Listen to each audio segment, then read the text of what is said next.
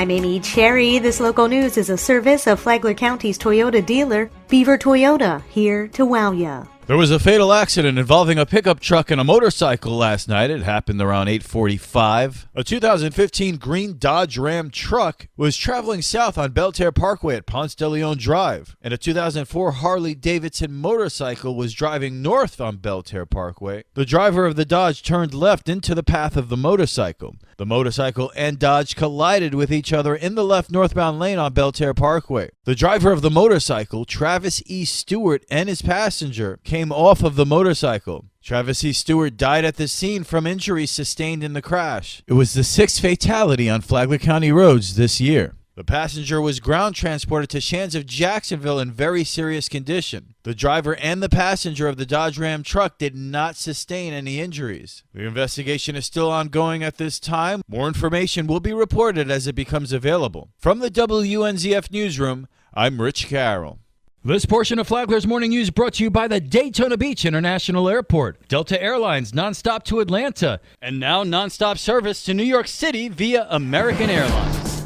A 14-year-old boy from Flagler County is arrested after police say he made death threats. Tony Magoo reports. A 14-year-old Flagler County boy who admitted to posting online a threat to a classmate was arrested Thursday night and now faces a felony charge. The Palm Coast teen is charged with written threats to kill or injure, which is a second-degree felony and is punishable by up to 15 years in prison. The report lists the 14-year-old, whose name was withheld, as a Flagler Palm Coast High School student who sent multiple threats on Instagram stating he intended to kill the victim, a 13-year-old male student at Buddy Taylor Middle School. When Flagler County deputies questioned the boy and his parents at their home Thursday night, he admitted to sending the threatening messages but said that he never really intended to carry them out. Flagler County Sheriff Rick Staley said in a statement, "We take all threats seriously, and if you make a threat, whether verbally, in writing, or through social media, it will be investigated and you will be arrested. We have a zero-tolerance policy for threats in Flagler County." For Flagler's Morning News, I'm Tony Magoo.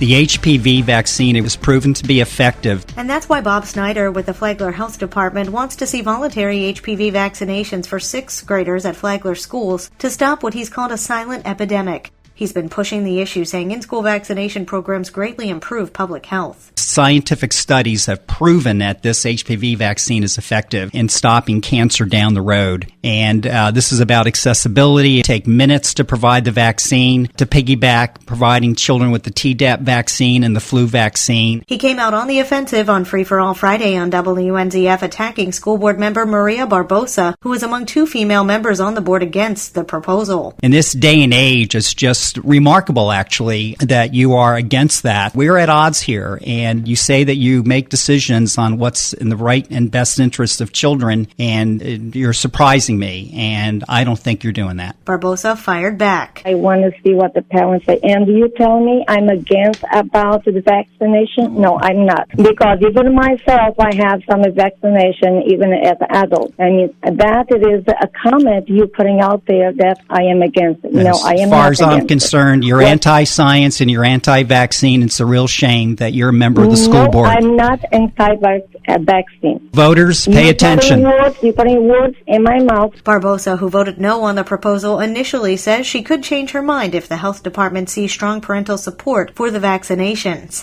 Hear the full interview and debate on the Free for All Friday podcast, available on the Flagler radio app. The city of Flagler Beach is in negotiation mode over its millage rate. City Manager Larry Newsom says he wanted a 5.88 millage rate, but the board said come in lower. They said, well, we might want to come in like at 5.5. And so we're working on that right now, what cutbacks we can make and potentially push it to the next year. As the city manager, Newsom said he does what his board tells him to do. He said he does not spend on what the city does not need, and if something can wait until the next budget year, it waits. Tomorrow, how the millage rate affects Flagler Beach's budget. From the WNZF Newsroom, I'm Deb Albertson.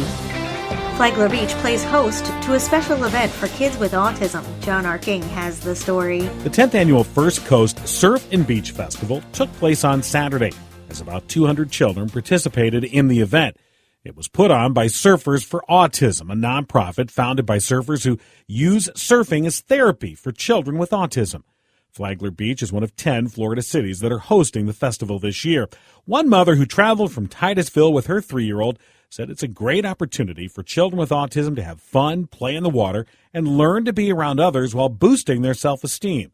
The festivities included free lunch, surfing, vendors, and volunteers dressed as pirates.